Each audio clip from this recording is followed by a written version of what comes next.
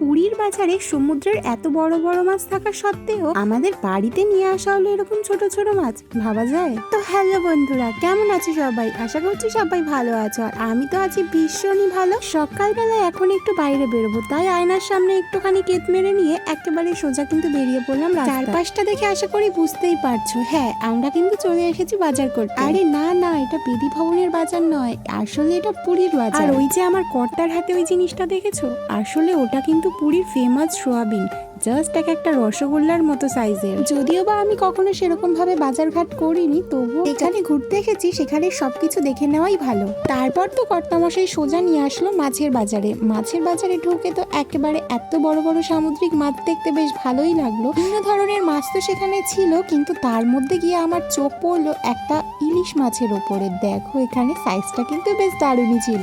ইলিশ মাছ খেতে তো বেশ ভালোই লাগে। তোমরা কারা কারা এই মাছ ভালো খাও অবশ্যই কমেন্ট বক্সে আমাকে জানিও। আমরা সেদিন বাজারে গিয়েছিলাম, আমি, জামাইবাবু, দিদি আর আমার হাজবেন্ড, আমরা 4 জন মিলে। তো এর মধ্যে তো দিদি আর ভাই মিলে, ভাই বোন মিলে এরা বাজার করছিল, আর আমরা তো এদিকে ব্লগটা কন্টিনিউ করছি। এই দিকে কিন্তু আমাদের বাজারঘাট মোটামুটি কমপ্লিট হয়েই গেছে। দেখো দুজনের হাতেই কিন্তু যথেষ্ট পরিমাণে জিনিসপত্র রয়েছে। আমরা কিন্তু একটা ফ্যামিলি গ্রুপ মিলে যাওয়ায় আমরা কিন্তু সেখানে নিজেরাই বাজার করে, নিজেরাই রান্না বান্না করে, খাওয়া দাওয়া করে ফুল মাস্তি করেছি।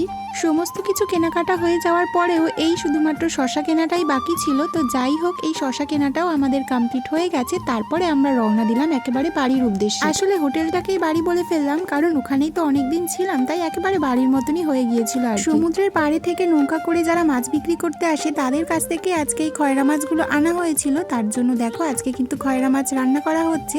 আর আমরা বাজারে গেলেও আজকে শুধুমাত্র সবজি বাজারই করে এনেছিলাম, মাছ যেহেতু সকাল সকালই আনা হয়ে গিয়েছিল। তারপর তখন তো এদিকে মাছ ভাজাভাজি চলছিল, সমস্ত মাছ ভাজাই কমপ্লিট হয়ে গেছে। আর এখানে এই দিদিভাই মাছগুলো ভাজছিল, আমরা সবাই মিলে হাতে হাতে সমস্ত কাজগুলো সেরেছিলাম।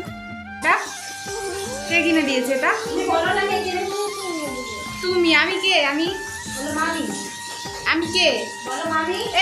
তারপর তো আমার এই পুচকে ছোট্ট ভাগনাটার সাথে একটু টাইম স্পেন্ড করে ওর সাথে একটু খেলা করার পরে চলে যাচ্ছিলাম ছাদে। তো চলো ছাদ থেকেও তোমাদের ভিউটা শেয়ার করব। পুরীতে আমরা প্রায় 8 দিনের মতো ছিলাম, তো সেই সমস্ত দিনগুলো যে কিভাবে কেটে গেল নিমেষের মধ্যে তা বুঝতেও পারলাম না। এখন এডিট করতে বসার সময় সেই মুহূর্তগুলোকে খুব মিস করছি, ভীষণভাবে মনে পড়ছে সেই সময়গুলোর কথা। তারপর আর কি, ছাদে এসে জামা কাপড়গুলো মেলতে, তো জামা কাপড়গুলো সমস্ত ভেজা জিনিসগুলো মেলে দিলাম। আর এই দেখো ওই দূরে যে দেখা যাচ্ছে সমুদ্রের ঢেউ, তো সমুদ্রকে তো খুব মিস করছি, তোমাদের সাথে একটু শেয়ার করে দিলাম। তো ভিডিওটা কেমন লাগলো জানাতে কিন্তু অবশ্যই ভুলো না। লাইক, কমেন্ট, ফলো, সাবস্ক্রাইব করে অবশ্যই পাশে থেকো। দেখা হবে নেক্সট ভিডিওতে।